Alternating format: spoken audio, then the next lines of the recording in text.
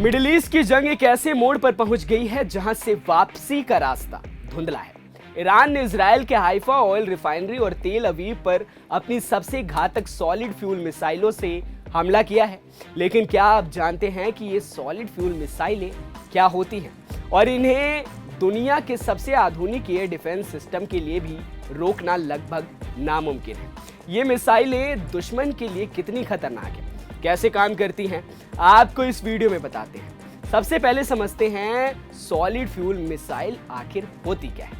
साधारण शब्दों में कहें तो मिसाइलें दो तरह की होती हैं, लिक्विड फ्यूल और सॉलिड फ्यूल। लिक्विड फ्यूल में इन्हें लॉन्च से ठीक पहले ईंधन भरना पड़ता है, जिसमें घंटों समय लग जाते हैं और इस दौरान दुश्मन इन्हें आसानी से डिटेक्ट कर सकता है। वहीं सॉलिड फ्यूल में ईंधन एल्यूमिनियम पाउडर और ऑक्सीडाइजर का रबड़ जैसा मिश्रण पहले से ही मिसाइल के अंदर भरा होता है।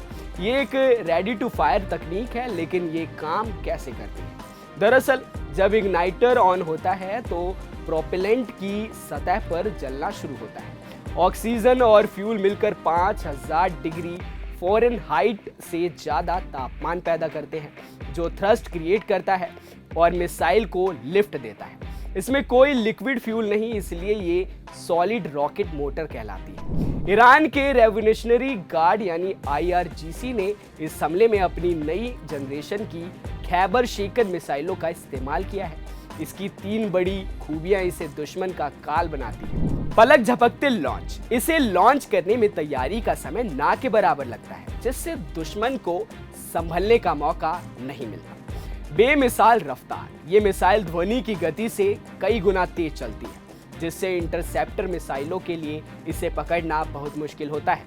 Terminal guidance. ईरान का दावा है कि ये मिसाइलें सटीक वार करने में सक्षम है और आखिरी पलों में भी अपना रास्ता बदल सकती है। लेकिन दुश्मन के लिए ये कितनी खतरनाक है? दुनिया भर के रक्षा विशेषज्ञ मानते हैं कि सॉलिड फ्यूल तकनीक ईरान को ऑफेंसिव मोड में ले आई है, पकड़ में नहीं आती। चूंकि इन्हें मोबाइल लॉन्चर ट्रकों से कहीं से भी दागा जा सकता है, इसलिए सैटेलाइट्स के लिए इनके लॉन्च पैड को पहले से ट्रैक करना नामुमकिन है। Bunker blaster. ईरान की खौरम शहर 5 जैसी मिसाइलें 2 टन तक वॉरहेड ले जा सकती हैं, जो गहरे बंकरों को भी तबाह कर सकती है। Cluster warheads. हालिया हमलों में ईरान ने क्लस्टर बमों का भी इस्तेमाल किया है, जो हवा में ही कई छोटे बमों में टूटकर एक बड़े इलाके को मलबे में बदल देती है। बता दें कि पहली बार सॉलिड फ्यूल मिसाइल सिस्टम का इस्तेमाल 1970 में सोवियत संघ ने किया था। इसके बाद फ्रांस ने भी इसी तकनीक की मदद से मध्यम दूरी तक मार करने वाली मिसाइल सिस्टम S3 यानी SSBS को विकसित किया था। वहीं चीन ने सॉलिड फ्यूल वाली मिसाइलों का 1990 में परीक्षण किया था। बता दें कि उत्तर कोरिया के पास भी ये तकनीक है। ईरान भी इजराइल के खिलाफ युद्ध में सॉलिड फ्यूल मिसाइलों का इस्तेमाल कर रहा है। ईरान और इजराइल के बीच ये मिसाइल वॉर अब एक खतरनाक स्तर पर है। क्या इजराइल के पास इस नई सॉलिड फ्यूल तकनीक का कोई तोड़ है या मिडिल ईस्ट का नक्शा बदलने वाला है? आपकी इस पर क्या राय है? कमेंट बॉक्स में जरूर बताएं। अभी के लिए बस इतना ही। देश और दुनिया की तमाम खबरों के लिए देखते रहें खबर फास्ट का डिजिटल प्लेटफॉर्म। नमस्कार।